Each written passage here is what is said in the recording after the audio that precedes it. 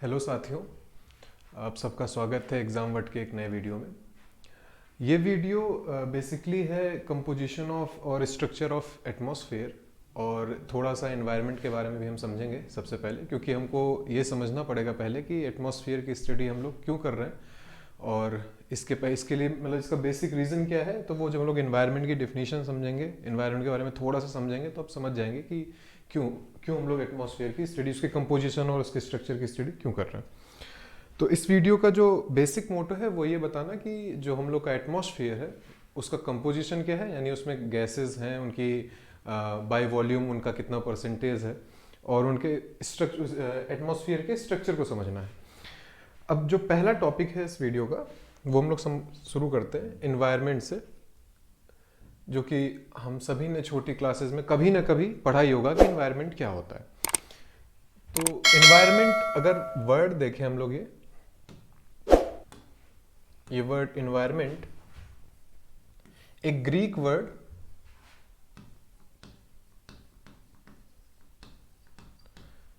Word है एनवायरॉन।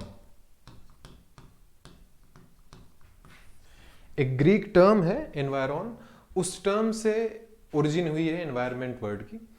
तो इस टर्म एनवायरॉन का मतलब होता है सराउंडिंग।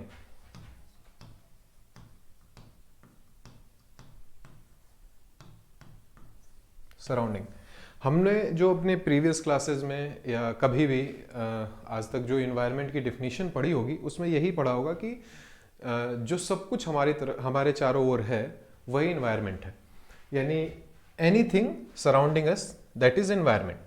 तो इस टर्म का मतलब भी सराउंडिंग होता है और एनवायरमेंट की जो हमने बेसिक डेफिनेशन समझी है वो भी यही है कि सराउंडिंग में जो है वो सारी चीज़ें एनवायरमेंट से रिलेटेड है या एनवायरमेंट है। अब अगर हम एनवायरमेंट की जो प्रॉपर एक डिफिनीशन है, मतलब एक साइंटिफिक डिफिनीशन समझने की कोशिश करें, तो हम एक डॉक्यूमेंट से उसकी डिफिनीशन उठाने की कोशिश करते हैं। उस डॉक्यूमेंट का नाम है एनवायरमेंट प्रोटेक्शन एक्ट, जो कि 1986 में आया था।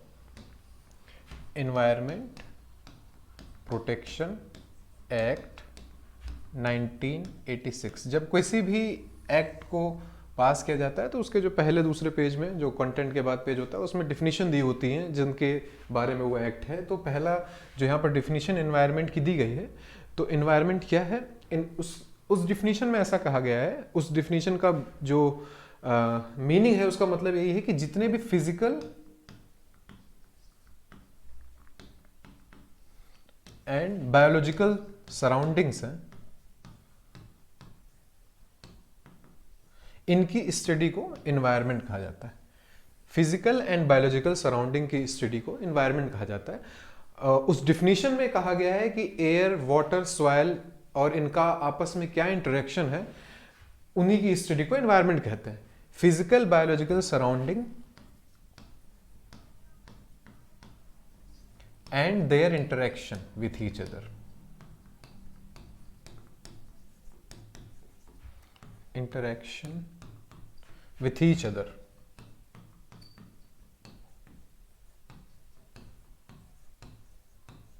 तो एनवायरनमेंट की डेफिनेशन यही हुई एनवायरनमेंट प्रोटेक्शन एक्ट के अकॉर्डिंग कि जो एयर, वाटर, सॉइल है और जितने भी बायोलॉजिकल सराउंडिंग्स हैं उनकी स्टडी और उनके आपस में क्या इंटरेक्शन है, उनकी स्टडी को हम लोग बोलते हैं environment.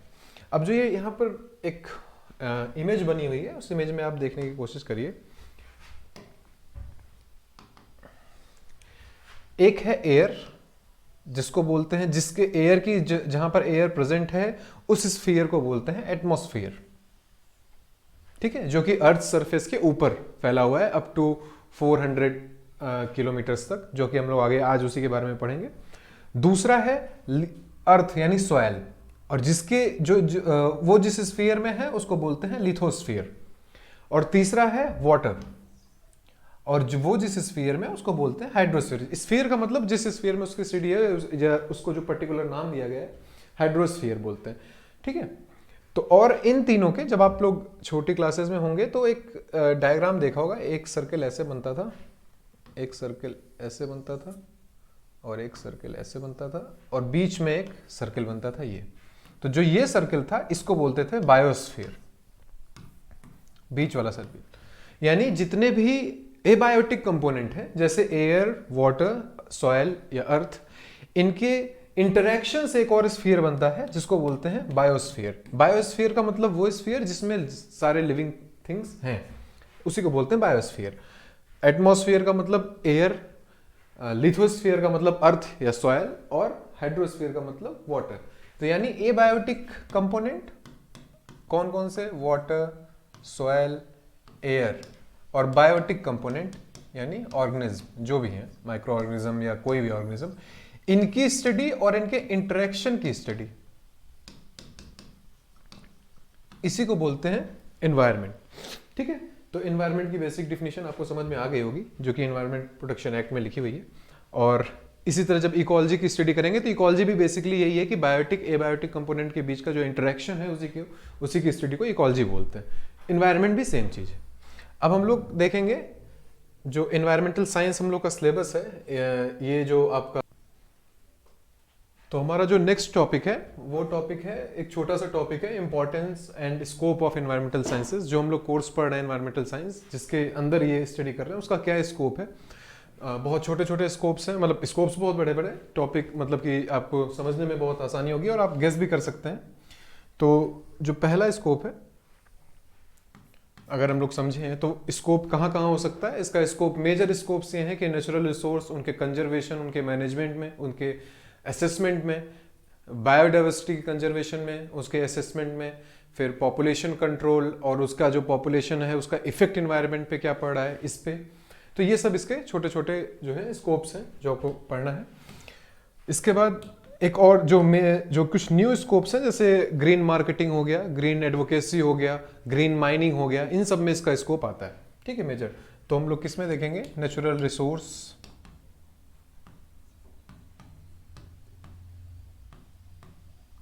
Assessment, management and conservation, तीन चीजें। सेम बायोडाइवर्सिटी,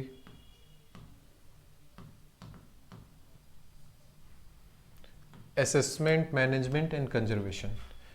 इसके बाद हम देखेंगे अगर तो population study and its effect on environment,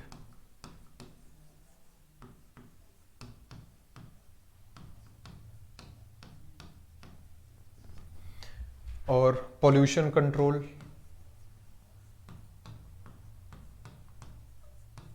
और कुछ जो रिसेंट जो डेवलपमेंट्स हैं जैसे ग्रीन माइनिंग, ग्रीन एडवोकेसी, ठीक है, ग्रीन मार्केटिंग, ETC। तो ये सारे स्कोप्स हैं। ठीक है, तो ये स्कोप है एनवायरमेंटल साइंस के, इसको आप लोग ध्यान रखिएगा। अब जो हम लोग का मेन टॉपिक है उस पे आते हैं। जो हमने स्फीयर्स पढ़े थे उसमें जो पहला स्फीयर है जिसको हम लोग पढ़ने जा रहे हैं वो है एटमॉस्फेयर। एटमॉस्फेयर क्या होता है अगर हम लोग फिर से देखेंगे, तो जैसे हम एक चीज ध्यान में रखें कि एटमॉस्फेयर के जो टर्म एटमॉस्फेयर है उसको ब्रेक डाउन करते हैं। तो ये जो ग्रीक टर्म है एटमॉस,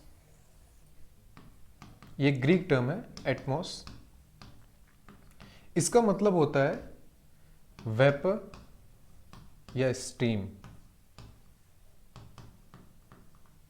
ठीक है, जो एटमॉस्फेयर है, अगर हम इसकी बेसिक डिफिनेशन को समझने की कोशिश करें तो किसी प्लेनेट का एटमॉस्फेयर वो एरिया है जो उसके सरफेस के सराउंडिंग में गैसेस का जो मास है जिसको जो इन्वेलप करता है उस प्लेनेट को। जैसे सपोज करें कोई ये प्लेनेट है, उसके चारों तरफ गैसियस मास की एक सराउंडिंग है जो इस प्लेनेट को इन्वेलप कर रहा है, इस प्लेनेट को चारों तरफ से घेर रहा है।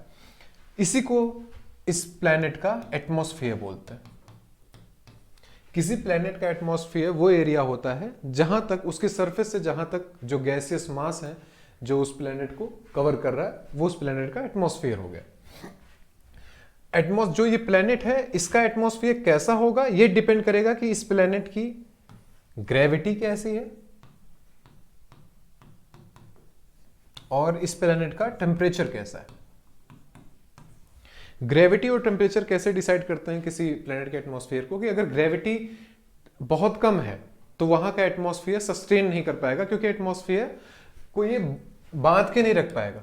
जो एटमॉस्फेयर के जो बॉन्डिंग पावर है इसके प्लैनेट के साथ वो बहुत कम रहेगी, तो एटमॉस्फेयर बहुत वाइडली फैला होगा, बहुत वाइडली एक्सपेंड होगा, तो एटमॉस्फेयर जो सरफेस के नियर है वो थिन हो जाएगा, तो वो लिविंग ऑर्गेनिज्म के लिए सही नहीं रहेगा। और सेम टेम्परेचर, अगर टेम्परेचर किसी प्लैनेट का बहुत ज़्यादा है तो क्या होगा कि टेम्परेचर से कन्वेक्शन करंट्स बनती हैं उस एटमॉस्फेयर में। जैसे यहाँ का टेम्परेचर से आप देख रहे होंगे कि टेम्परेचर जहाँ ज़्यादा रहेगा वहाँ पर एयर वार्म होगी तो कन्वेक्शन करंट एयर और कन्वेक्शन करंट करेगी, तो एटमॉस्फेयर एक्सपेंड होगा तो थिन होता जाएगा। अब वो जो एटमॉस्फेयर थिन हो जाएगा तो वो लिविंग ऑर्गेनिज्म के लिए सही नहीं होगा, उनके लिए फेवरेबल नहीं होगा।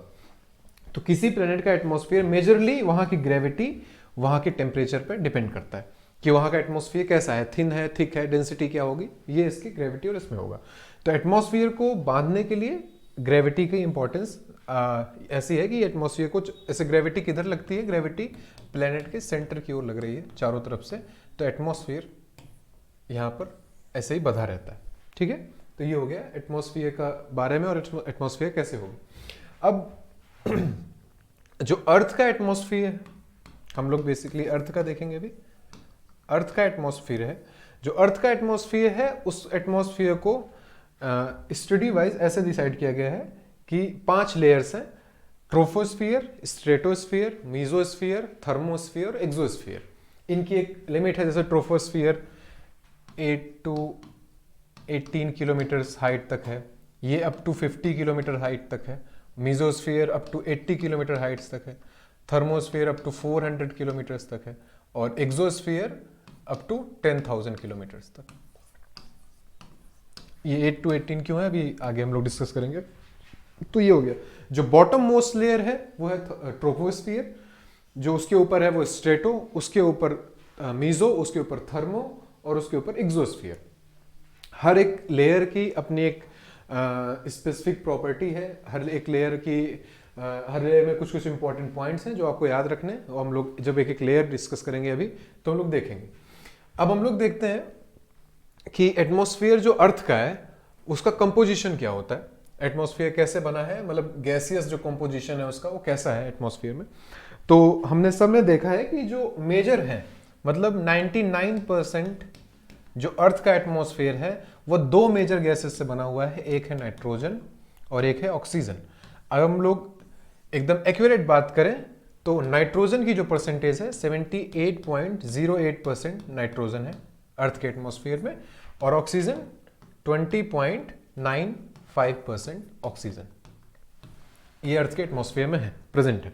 तो मेजरली ये 99%, 99 पॉइंट समथिंग परसेंट यही बना रहा है। जो 0.97 या 0.97% बचेगा उसमें अदर गैसेज आएंगी, और उन अदर गैसेज में भी 0.93% जो है वो है ऑर्गन।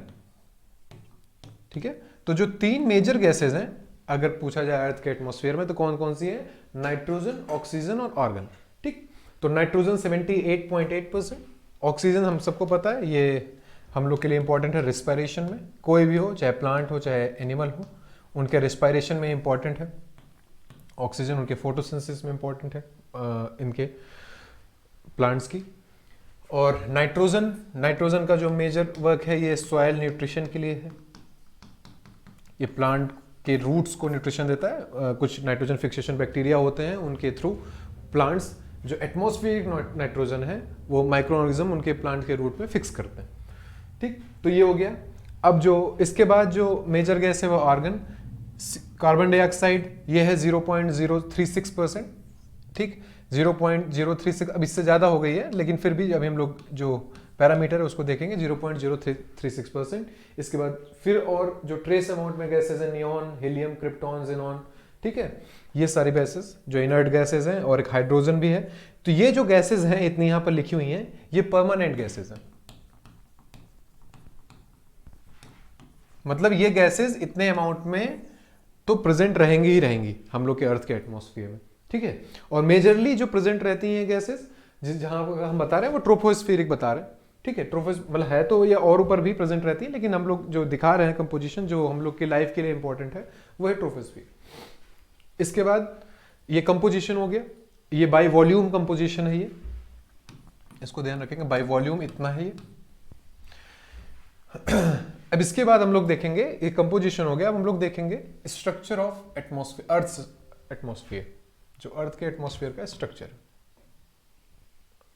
ये किसी और प्लेनेट का नहीं है, अर्थ का ही है। तो जो अर्थ का एटमॉस्फेयर है, हमने अभी ऊपर देखा कि मेजरली ये 5 लेयर से मिलके बना है, ठीक है। कौन कौन सी? सबसे जो बॉटम मोस्ट लेयर है वो है ट्रोपोस्फियर, उसके ऊपर जो लेयर है स्ट्रेटोस्फियर, उसके ऊपर मेसोस्फियर, फिर थर्मोस्फियर, फिर एक्सोस्फियर, ठीक है। और डिस्टेंस यहाँ पर हमने दिखाया था 8 to 18, यहाँ पर 12 लिखा है, तब भी आप 8 मानिए। 8 to 18 50 किलोमीटर्स, 80, और ये अप टू 400 km, और ये फिर 10,000। तो ये हो गया स्ट्रक्चर। हम लोग एक एक लेयर्स को ध्यान से समझेंगे, ठीक है। ये एटमॉस्फेयर मतलब जो अर्थ के सरफेस के ऊपर है। इसके बाद हम लोग एक एक लेयर को ध्यान से समझेंगे और उसकी जो स्पेसिफिक प्रॉपर्टी है वो देखेंगे। तो जो सबसे पहली लेयर है वो है troposphere. Troposphere bottom most layer है अर्थ का, जो हम लोग जिस लेयर में सरवाइव कर रहे हैं, ये ह्यूमन सर्वाइवल के लिए लेयर है और बहुत। तो हम लोग देखेंगे जो हम लोग की फर्स्ट लेयर है, जो बॉटम मोस्ट लेयर है, वो है ट्रोपोस्फियर। तो जो ट्रोपोस्फियर है वो हम लोग जहां पर जो ऑर्गेनिज्म है जो सरवाइव कर रहे हैं, जहां पर जो बायोस्फीयर है, जो बायोस्फीयर के लेयर है वह ट्रोपोस्फियर। तो सबसे पहला इंपॉर्टेंट पॉइंट इसमें यह है कि this is a bottom most layer.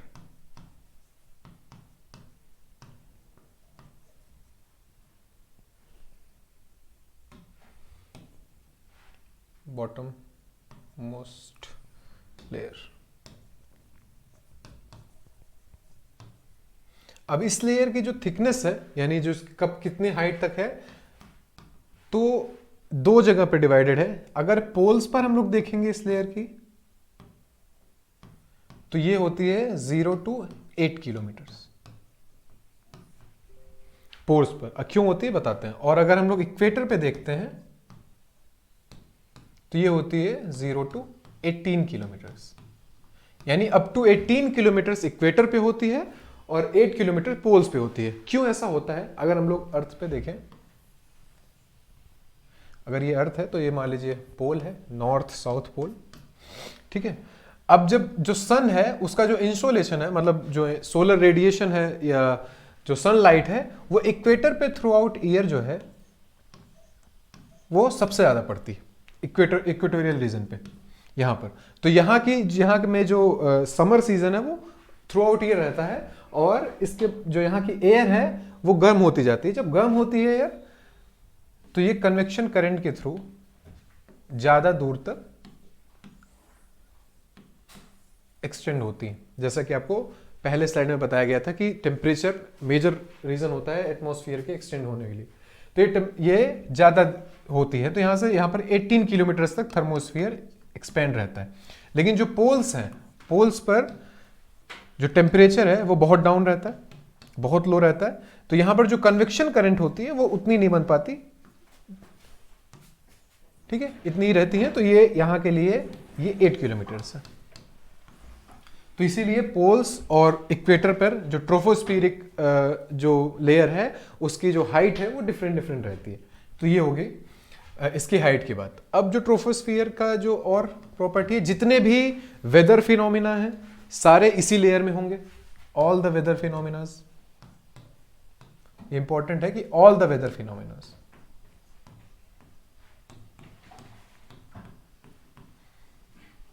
इसी लेयर में होंगे, और यही लेयर होती है जो अर्थ सरफेस को घेरती है और जिसमें हम लोग सरवाइव कर पाते हैं, ठीक। ये लेयर डेंसर होती है कंपैरेटिवली इसके ऊपर वाली लेयर्स से। और जो सबसे इंपॉर्टेंट है, टेम्परेचर विद हाइट डाउन होता है। अब कितना डाउन होता है? जब आपने ज्योग्राफी में अगर कभी किसी ने पढ़ा होगा तो उसमें लैप्स रेटेड होती हैं, तो ये नॉर्मल लैप्स रेट से डाउन होता है। नॉर्मल लैप्स रेट जो कि क्या होता है, 165 मीटर पे 1 डिग्री सेल्सियस टेम्परेचर कम हो जाएगा।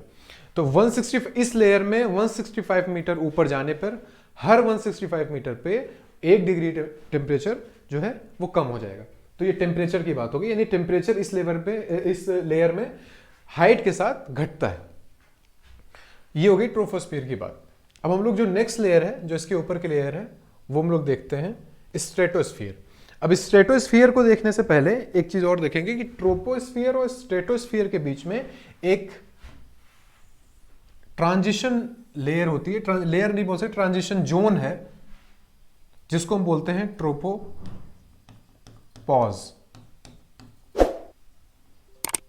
मतलब एक तरीके से ना ये स्ट्रेटोस्फीयर है ना ट्रोपोस्फीयर है। इसमें क्या है, इसमें आप समझेंगे ये एक इन्वर्जन लेयर है। इन्वर्जन लेयर का मतलब क्या होता है, इसमें टेम्परेचर इन्वर्जन एक फिनोमिना होता है, वो वर्क करता है। तो यहां पर टेम्परेचर जो होता है, जैसे कि लगातार ये घट रहा था ऊपर जाने पे, यहां पर ये घटेगा नहीं, कांस्टेंट रहेगा कुछ देर तक, जब तक इस लेयर में है, इस जोन में है, तो ये कांस्टेंट टेम्परेचर रहेगा।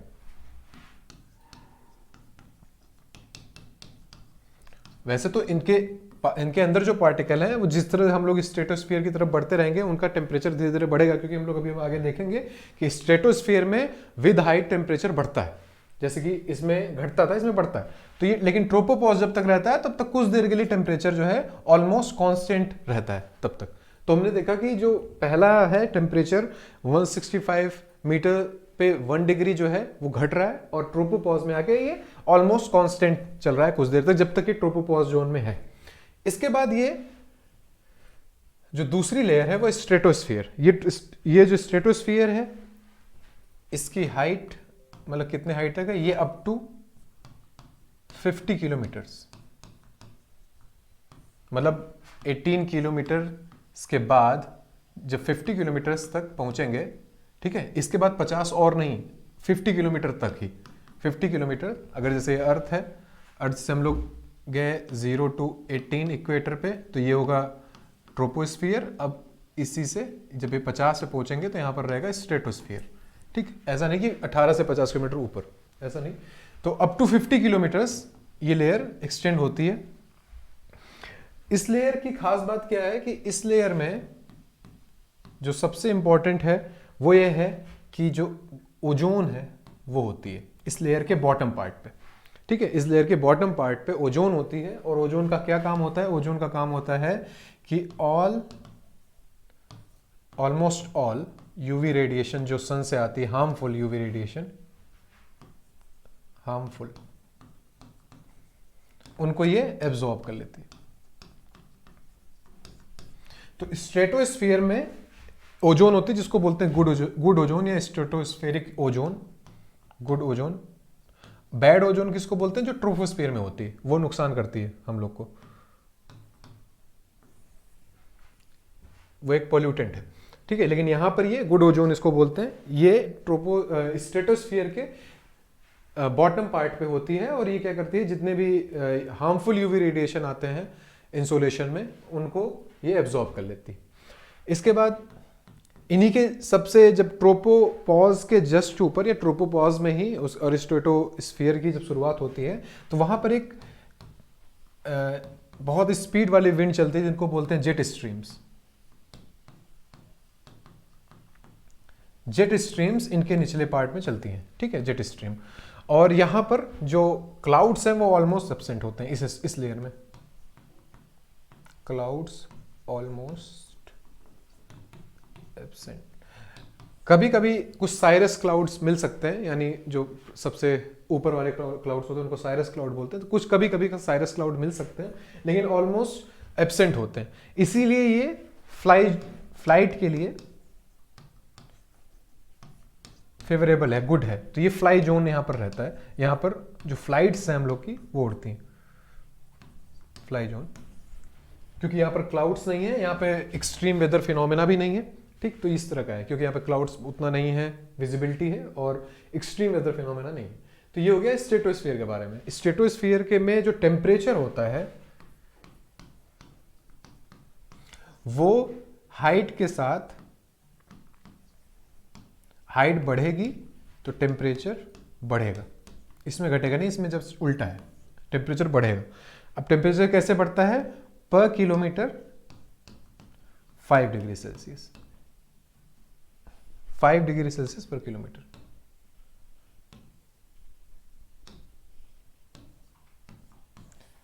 उसमें क्या था, उसमें नॉर्मल लैप्स रेट से होता था 165 मीटर्स पे जाने पे, 165 मीटर्स जाने पे 1 डिग्री टेम्परेचर घटता था।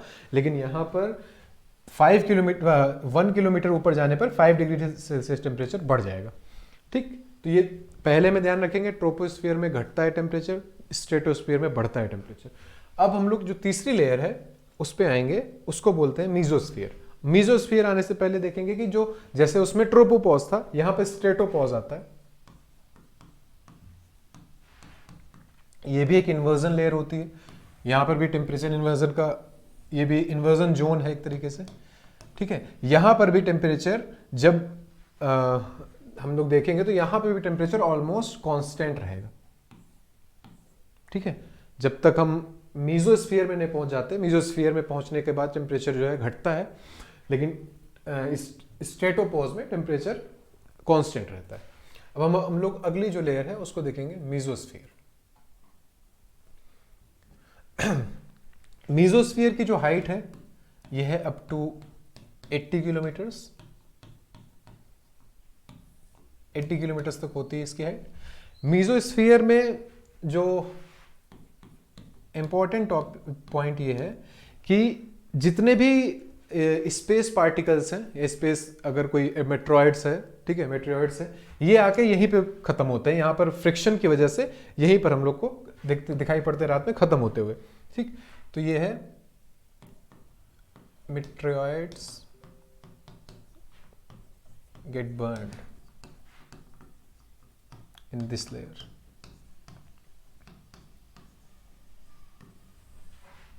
तो जितने भी स्पेस पार्टिकल्स आएंगे वो इस लेयर में आके बर्न होंगे। अब इसमें टेम्परेचर की अगर बात करें,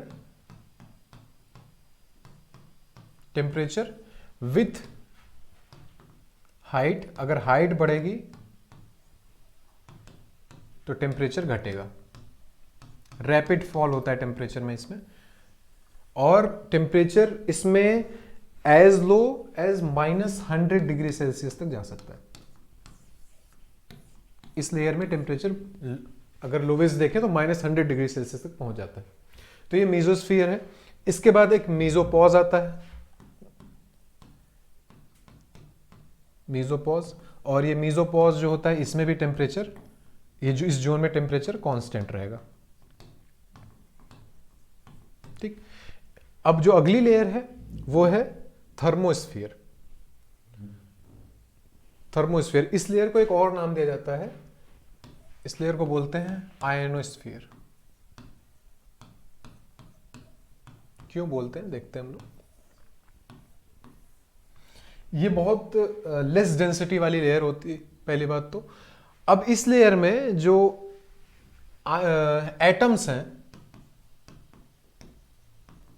इसकी जो हाइट होती है वो है up to 400 kilometres, 400 to 600 kilometres, ऐसे 400 देखते हैं, अप टू 400 किलोमीटर्स इसकी जो हाइट है, यहाँ तक की लेयर होती है।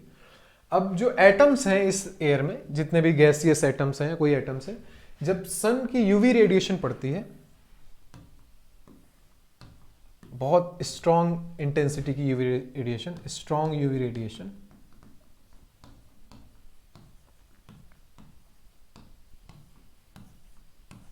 यहां पर ये एटम्स हैं, ये आयंस में कन्वर्ट हो जाता है।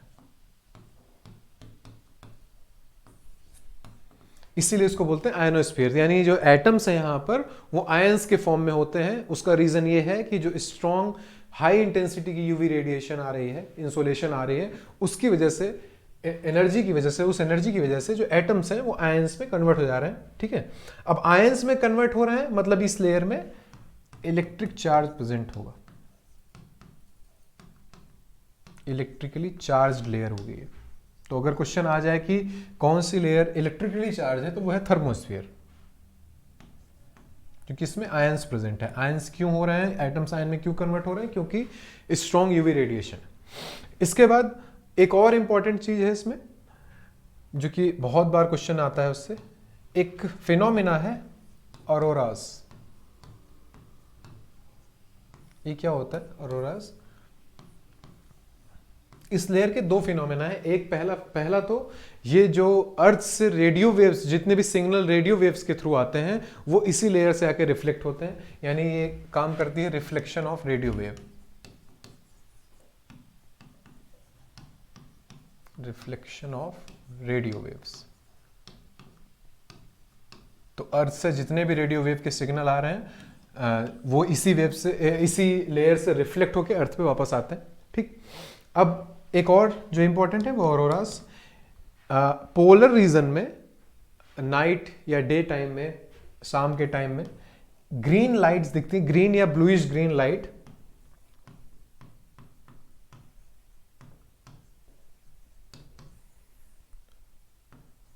लाइट दिखती है, ये जो है ये इसी लेयर में होता है। ठीक है, ये एक लाइन होती है, उसको बोलते हैं कैरमन लाइन, उसी के आसपास होता है। ये इंपॉर्टेंट है कि आप लोग याद रखेंगे, कैरमन लाइन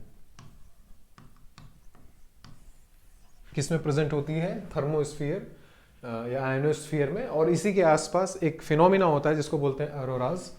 और ये क्या होता है कि जो पोलर रीजन होते हैं, बहुत ठंडे रीजन होते हैं जहाँ पे पोलर रीजन, वहाँ पर रात के टाइम में एक ग्रीन लाइट दिखती है आसमान में। ये ग्रीन लाइट होती किस वजह से है? ये इलेक्ट्रॉन्स और फोटोन जो होते हैं उनके इंटरेक्शन से, इलेक्ट्रॉन और फोटोन इंटरेक्शन, फोटोन का मतलब लाइट, इंटरेक्शन, दोनों इंटरेक्शन से होते हैं। वैसे ये किसी भी कलर की हो सकती है, वो कौन सा फोटोन कैसा इलेक्ट्रॉन इंटरेक्ट कर रहा है, लेकिन जनरली ये ग्रीनिश ब्लूइश दिखते हैं। ठीक, तो ये इलेक्ट्रॉन फोटोन इंटरेक्शन की वजह से होते हैं। तो ये दो चीजें कि एक ये रेडियो वेव्स का रिफ्लेक्शन करती हैं, दूसरा इसमें पोलर रीजन में ऑरोरास बनते हैं, जिनको बोलते हैं ऑरोरास बोलते हैं, जो ग्रीन लाइट दिखती है, ग्रीन लाइट आसमान में दिखती है वो। तो जो हम लोग की लास्ट लेयर है, या जो लास्ट लेयर है उसको बोलते हैं एक्सोस्फीयर। जो एक्सोस्फीयर है वो अप टू 10,000 किलोमीटर्स तक है। ये लेयर बेसिकली बहुत थिन होती है, इसकी डेंसिटी बहुत कम होती है, डेंसिटी बहुत लो होती है इसकी, और ये लेयर टर्मिनेट हो जाती है स्पेस में। ठीक है, इस लेयर में ऐसी कोई खास बात है नहीं, ये तो दिखाया कि मतलब ये लेयर है। और ये लेयर जैसे कि ये एक्सोस्फीयर है, अगर ये अर्थ है, ट्रोपोस्फीयर, स्ट्रेटोस्फीयर, मेसोस्फीयर, थर्मोस्फीयर, और इसके आगे 10,000 किलोमीटर तक एक्सोस्फीयर, और फिर स्पेस, मतलब ये स्पेस और अर्थ के बीच की ट्रांजिशन लेयर है एक्सोस्फीयर। ठीक है, तो एक्सोस्फीयर ये हो गया, टर्मिनेट हो जाती है। अब एक चीज और देखेंगे शायद, हाँ एक और चीज, हम लोग जो टेम्परेचर के बारे में देख रहे थे, ये बहुत इंपॉर्टेंट है, इसको समझने की कोशिश करेंगे। हमने देखा था कि जो ट्रोपोस्फीयर है उसमें टेम्परेचर नॉर्मल लैप्स रेट से घटता था, मतलब 165 मीटर जाने पर 1 डिग्री सेल्सियस घटेगा। जो स्ट्रेटोस्फीयर है उसमें 1 किलोमीटर जाने पर 5 डिग्री सेल्सियस टेम्परेचर बढ़ता था। फिर मीजोस्फीयर में टेम्परेचर का रैपिड डाउन होता था, वो -100 डिग्री सेल्सियस तक जा सकता था। फिर थर्मोस्फीयर में टेम्परेचर बढ़ता है, ठीक, फिर एक्सोस्फीयर में टेम्परेचर घटता रहता है, वो ये वही दिखा रहा है। तो अप टू 18 किलोमीटर्स, ठीक है, यानी जब तक ट्रोपोस्फीयर है, ट्रोपोपॉज के पहले अप टू 10-12 किलोमीटर्स जब जहां पर ट्रोपोस्फीयर है, वहां पर टेम्परेचर देखिए घट रहा है। ये पॉजिटिव है, ये नेगेटिव है, तो टेम्परेचर घट रहा है यहां तक, -45-50 तक जा रहा है। इसके बाद यहां पर जो ट्रोपोपॉज लेयर है वहां पर टेम्परेचर कांस्टेंट हो रहा है। फिर स्ट्रेटोस्फीयर में टेम्परेचर बढ़ रहा है, ठीक है, ये देखिए टेम्परेचर बढ़ रहा है। इसके बाद फिर स्ट्रेटोपॉज जो आता है उसमें टेम्परेचर कांस्टेंट है, और जो मीजोस्फीयर है उसमें टेम्परेचर का रैपिड डाउन हो रहा है, यहाँ पर रैपिड फॉल हो रहा है ये, और ऑलमोस्ट -100 डिग्री सेल्सियस तक पहुंच जा रहा है, जैसे हम -90-100 तक यहाँ पहुंच जा रहा है। और फिर जो मीजोपॉज है वहां पर कांस्टेंट, और थर्मोस्फीयर पे टेम्परेचर जो है बढ़ रहा है, और ये फिर बढ़ता ही जा रहा है। फिर जब स्पेस तक पहुंचेंगे तो वहां पर टेम्परेचर डाउन होता जाएगा, ठीक है। तो ये हो गया टेम्परेचर की बात, तो ये इंपॉर्टेंट है, ध्यान रखेंगे। एल्टीट्यूड के साथ टेम्परेचर का जो कर्व है ये, तो जो ट्रोपोस्फीयर है उसमें टेम्परेचर घटेगा, स्ट्रेटोस्फीयर में टेम्परेचर बढ़ेगा, मीजोस्फीयर में टेम्परेचर घटेगा, और थर्मोस्फीयर से टेम्परेचर बढ़ना शुरू होगा और धीरे धीरे ये टर्मिनेट हो जाएगा टेम्परेचर का, जब एग्जोस्फीयर में आएगा। इसके बाद यहाँ तक आएगा, इसके बाद फिर जब एयर नहीं रहेंगी तो टेम्परेचर की बात नहीं, फिर स्पेस में टेम्परेचर डाउन ही रहता है। ठीक, तो ये हो गया आज के लेक्चर में।